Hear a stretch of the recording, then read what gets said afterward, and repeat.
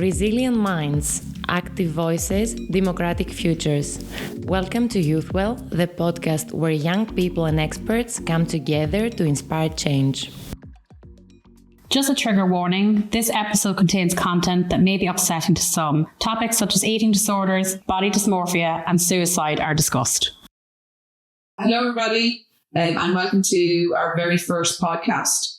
My name is Elaine Smith, and I work with Veroiga. I am running the Alternatives Programme. The Alternatives Programme is for 12 to 15 year olds, and it is funded by CMETV, seconded by Veroiga, and we obtain Peace Plus funding as well. In front of me, I have three young people, all between the ages of 12 to 15. We have Vanessa, Nicole, and Dylan. And these three young people are going to be putting their thoughts, their opinions, bringing it forward to myself and to everybody in Europe on the topic of healthier mind, healthier body. So Vanessa, do you want to maybe start off when you hear the words healthier body, healthier mind? What do you think of? What do you want to kind of discuss or talk about?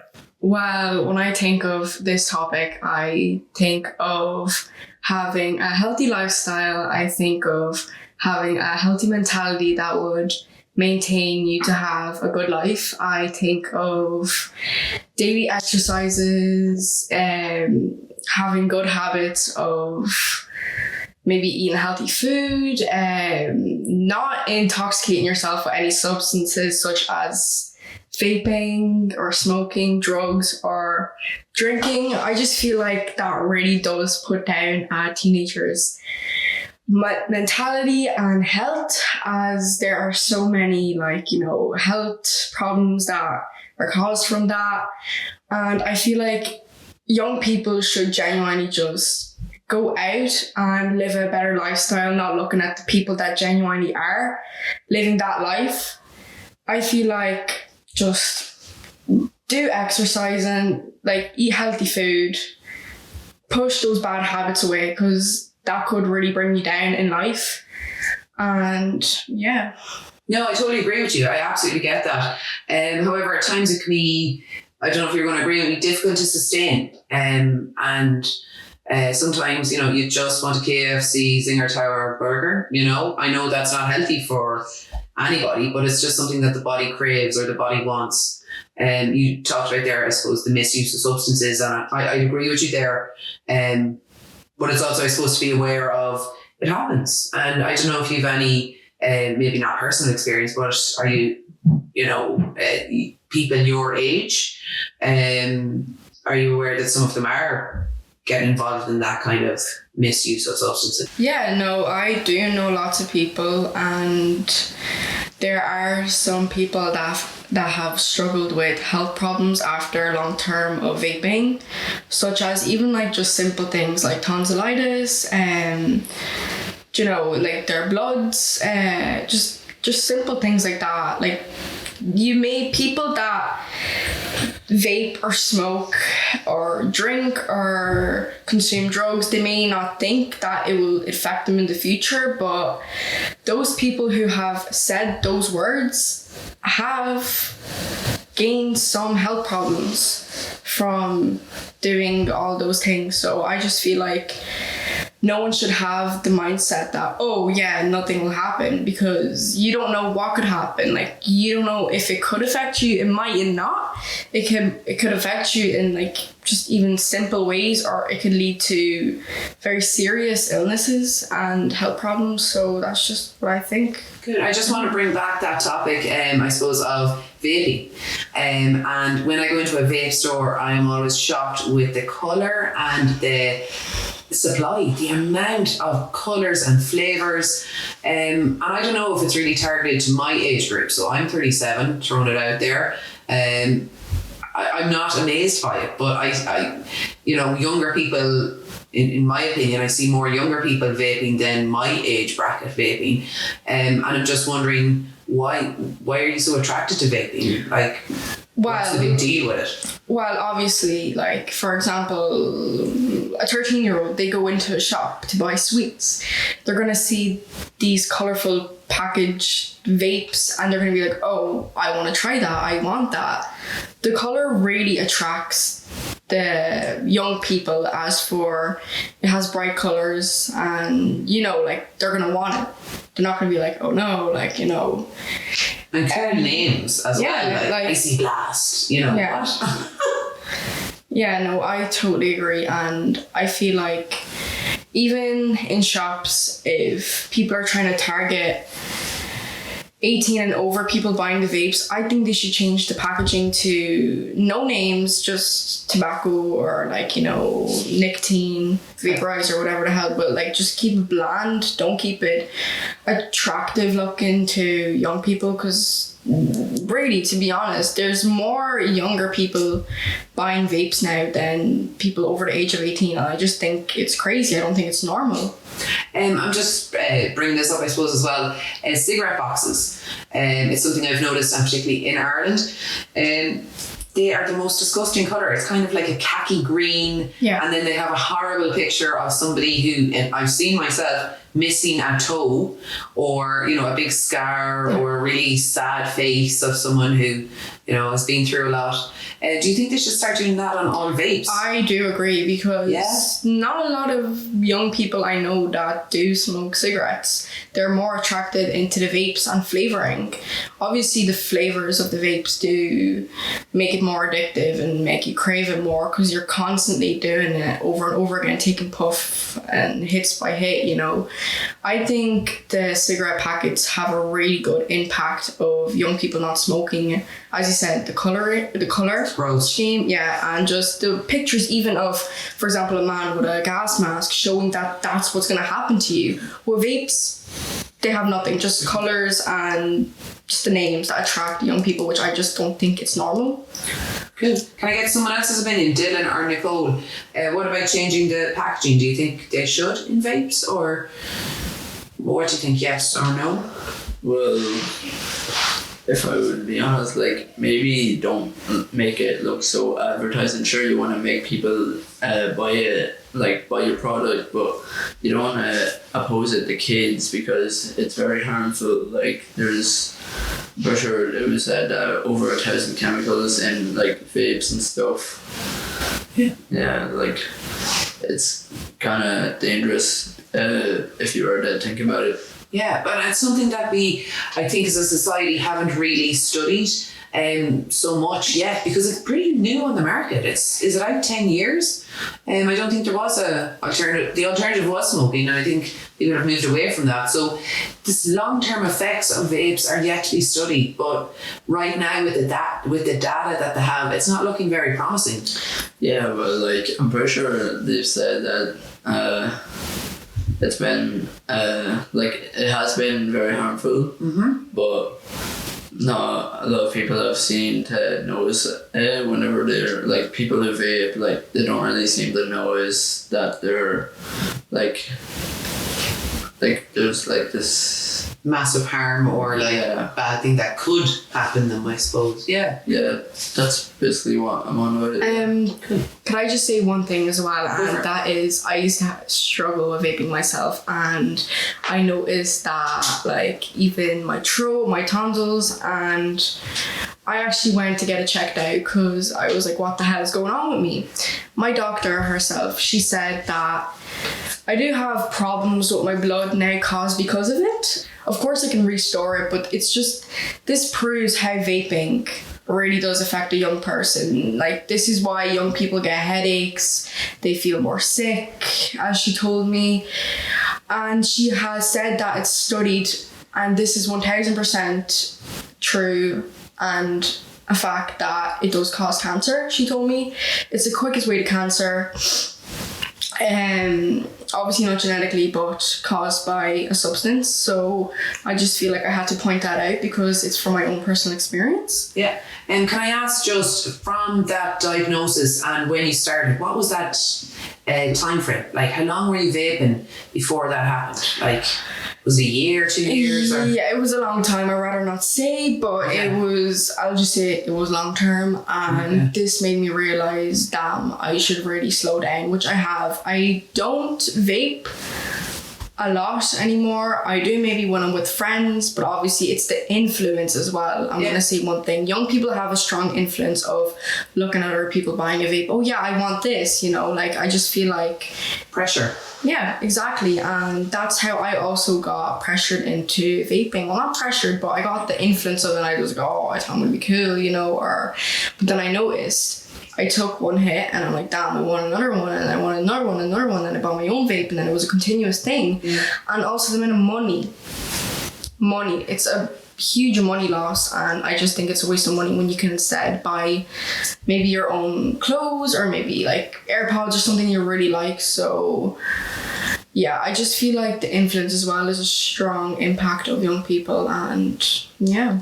And then just kind of linking back in with our healthy body, healthy mind, if we were to look at friends, you mentioned that there is that influence of friends, but do your friends influence, I suppose, your physical health, your body, and or your mind? And can you give me some examples? Dylan, I'm going to kind of look at you, if that's okay. So friends, how do they influence your body or your mind? Well, basically what I've done with my friends, like they usually play sports, which like I'm fine with. Like I really like playing sports with my friends. Yeah. Have you ever had a fight when you're playing sports? Well, yeah, it's a bit competitive. It's out. It's not out. Okay, go on. Yeah, like obviously, like it's good to be out with your friends, like playing sports with your friends, everything like that, because it gives you the sense of like embarrassment that you feel happier when you're with your friends, and like if you don't want to be, I guess, sad, go out with your friends or something. Yeah, so that's kind of body and mind, yeah.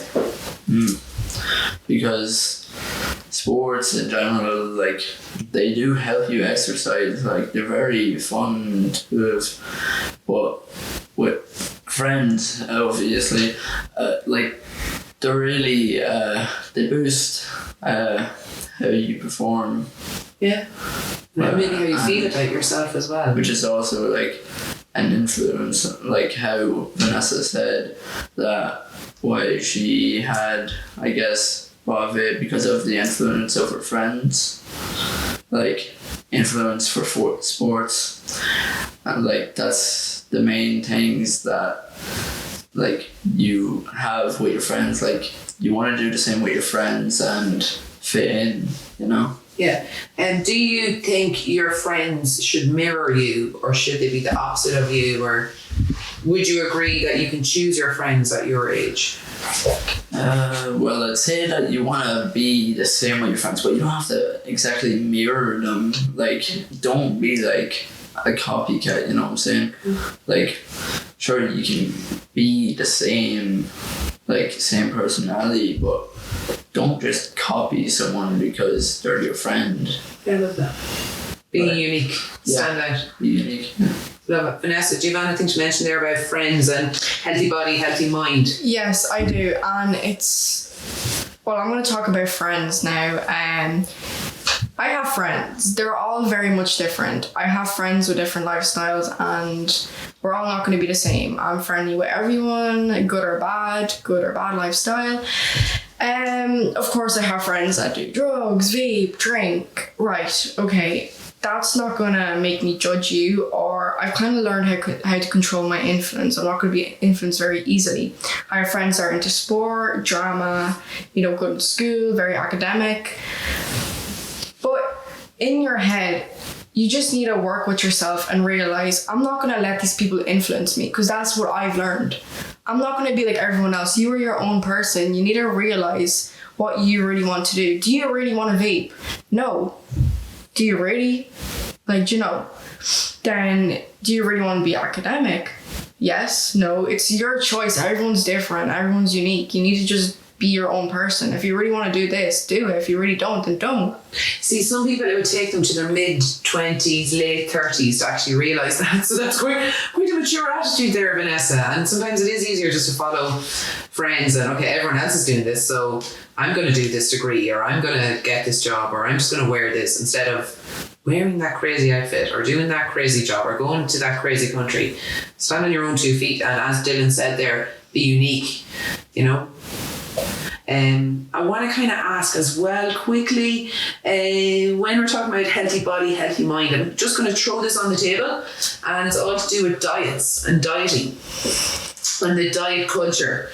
I suppose when we were just researching healthy body, healthy mind, are all diets good for you? No. Elaborate. Well, of course, there are certain diets. For example, you're a sports person, you do sports, football, basketball, whatever. You need to have a fit diet in order for you to exercise, especially such as fiber, protein. You need that energy to keep you going. And there's also those people that don't really do much and they just eat takeaways. You're going to end up being obese. You don't want that. You don't want to be obese, because then when you're obese, you can't really do much with that. You need to have a balance in your diet. You need to have, obviously you can treat yourself once in a while, but you do really need to have that, protein, eggs for breakfast, or even like porridge. And then maybe on a Saturday night you can have a takeaway, or depends on the occasion. But I think you just need a balanced diet. You can't have a diet where it's like, okay, I'm going to eat healthy, or I'm going to eat less, because young people do have that mentality, especially girls are very insecure, or men that they're trying to gain the muscles. I think balance is the key to being happy with yourself, because if you don't overeat, you're going to be happier that way. If you don't undereat, you're going to be happier that way. So it can be difficult to get that balance though. Just again, as an adult here, 37, I could have a couple of weeks or even a month where everything is balanced, and then I have a week and I'm eating Easter eggs that I found in July, and I just eat them for dinner instead of having a real dinner. It can be difficult as well getting... Yeah, of course, but you just need to work with yourself. Maybe that day you eat so much Easter eggs, when the next day you won't. Yeah. And I suppose just kind of bringing in that diet, do you think all diets are the same for everybody? No, obviously not. Yeah. Some people maybe have a certain diet due to the way their household is. Maybe a family likes to eat a lot of fatty foods, and then there are other ones, obviously, like an almond house. Have you heard of almond mothers? I've seen a few memes, yeah. Yes, of course there are different raisings of the kids in the household that grow up eating certain food and some don't. Yeah, vegetarianism, veganism. Yeah, exactly. Yeah. Dylan, your idea, any opinion, I suppose, on that whole diet culture and healthy body, healthy mind? Does going on a diet mean that it's good for your body and good for your mind? Well, I wouldn't really say that's good for your body, but it does help, obviously. But you don't have to undereat. Don't try and make yourself skinny. You have to eat. Just make sure you know what you're eating though, because if you're not, then you're gonna be either big or you're gonna be skinny or something like that. That's how it's I feel like you need to eat a healthy diet, but you also need to treat yourself. I'm not saying what my argument is, the fact of you can't always have unhealthy food, because it's going to have some negativity on your body too. If you eat cake for breakfast, where's the energy? It's not going to get you through the day. That's what I'm saying. Of course, be you, eat whatever you want, but you need to have some nutritional food in your body to keep you going. For example, through school or through work. Yeah, I'd agree with you there. Another thing I just wanted to bring up is that, I suppose, idea of the perfect body. And we are in 2025, we're in the last day, in April 2025. And this idea of the perfect body is ever evolving. And I've seen some, I suppose, videos online of the perfect body in Argentina, and the perfect body in India, and the perfect body in Australia. And it changes country to country and year on year. And I think this idea of what is being healthy is being, I suppose, more accepting of other people's bodies as well, and knowing that we all, I don't know if you agree, we all come in different shapes and sizes, and there's not this perfect look anymore. But I don't know, what's your opinions on that? Yeah, I see what you're on about. It doesn't have to be, obviously, what you're seeing, like. Yeah. The perfect size 10 or size 8 or size 0. Yeah, like, obviously you're not gonna have that, like, size 10, size 0, but what's gonna, like, how do you wanna be? Like, you don't have to be influenced by everyone else on the internet. Like, not everyone's gonna agree with other people, so just do what you wanna do instead, you know? And I'm going to say another thing, don't trust social media. There could be a lot of Photoshop pictures that could bring down girls, young girls especially, because obviously when you're young you get influenced much more quicker. And don't trust social media. If you really aren't happy with your body, do it at least more of a healthy way, losing it. Like, of course, I'm going to talk about the balanced diet again, but then also have a balanced diet, treat yourself and do it the right way. Gym, don't starve yourself. Don't, that could really lead to an eating disorder, which I know many people that have struggled with that due to body dysmorphia, and I just don't think it's okay. Same with men, Yeah.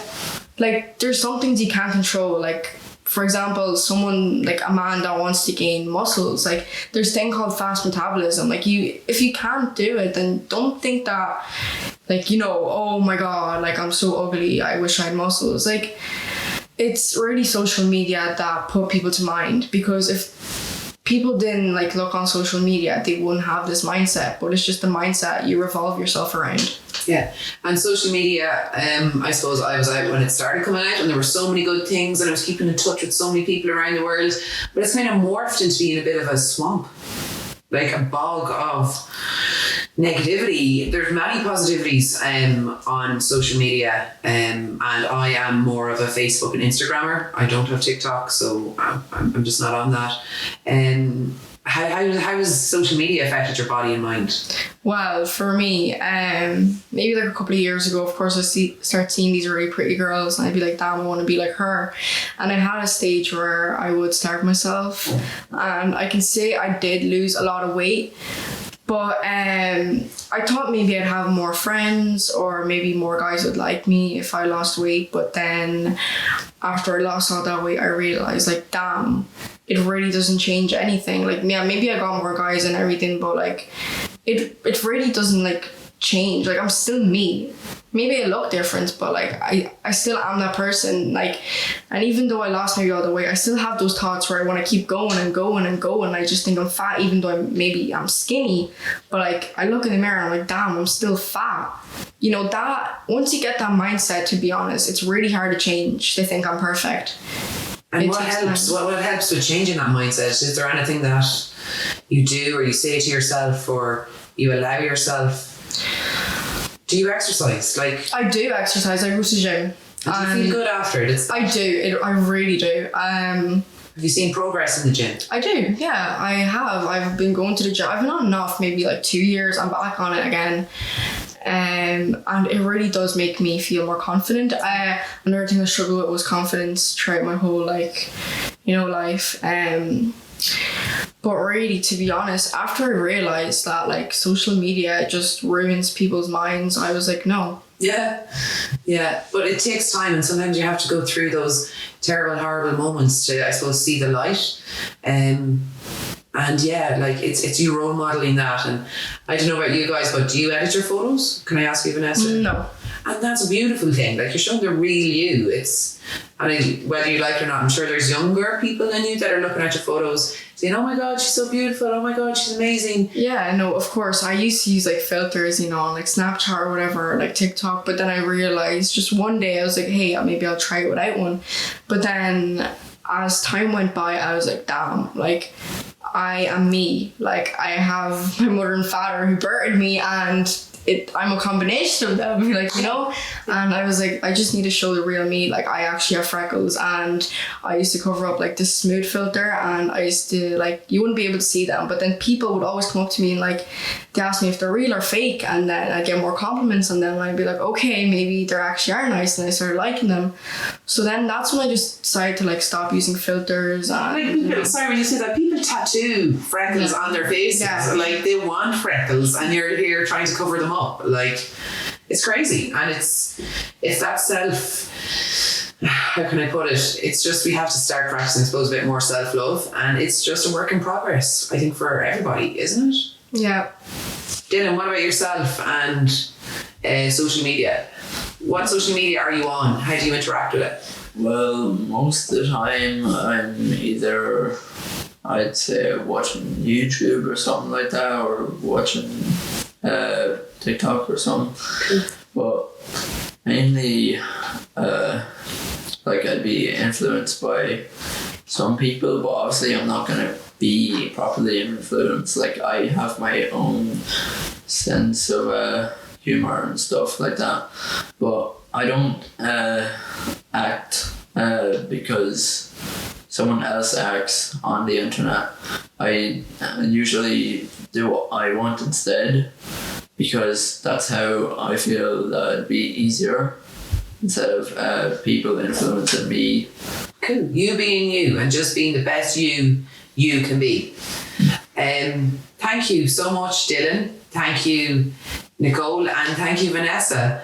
Again, this is our very, very first podcast, and I'm so proud of my young people here from the Alternatives Project here in Ballyborough. So we are signing off, and thank you very much for listening. Hi everyone, my name is Charlene O'Reilly. I'm an adult educator here in Ireland, and I'm delighted to be part of the Youth Well podcast. The topic of mental health for young people in Ireland is a very needed conversation at the moment, and we have very high rates of suicide and mental health issues among young people, and unfortunately there's not the capacitation of support available for them, especially in the Cavan and Monaghan region that we're living in at the minute. This also extends out to family members. Any family members who are trying to support a young person through mental health issues or through stress, anxiety or suicidal thoughts. Also, there's not a lot of support from the HSE, there's not many local organisations that they can go to turn for help and advice. This is also highlighted and made harder for young people with the use of alcohol and substance abuse in Ireland. There's a lot of underage drinking, which is normalised within our society, and the access to substances and drugs, it's just there, it's on their doorstep, it's in their schools. Their use of drugs is becoming a weekend occurrence, that it's become a norm. It's something that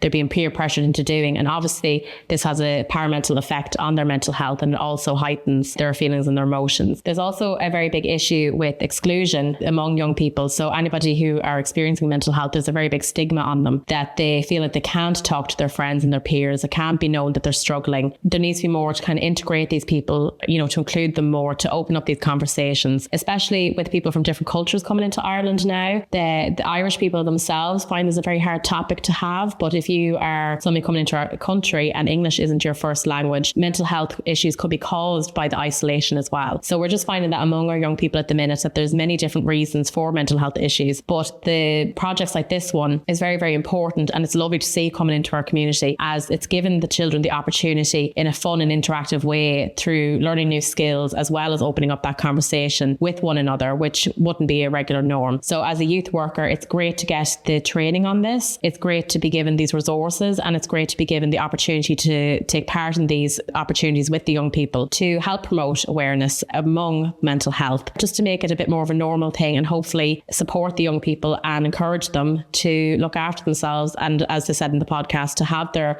healthy mind and their healthy bodies. Thanks so much for listening in. If you'd like to learn more about our Youth Well project, please follow along on our social media and share with a friend.